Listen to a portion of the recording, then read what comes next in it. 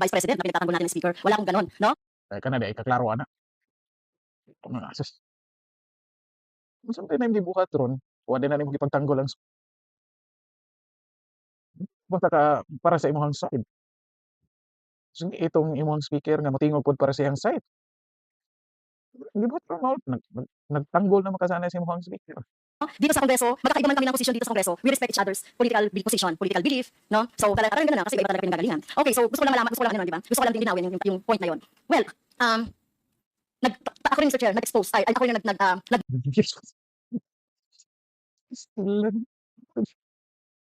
Kinubulgar na yung paglingon. motion for subpoena do sa STECUM dito sa confidential na 125 kung natatandaan niyo po, no? At ang reason doon ay dahil meron tayong nakuhang ND, Notice of Disallowance. At tama naman, at tingin niyo ba, may karapatan ang mamamayan na malaman nila itong pinagkakagastusan ng confidential funds. So sinabi ko naman doon sa when we hear the budget of COA that time.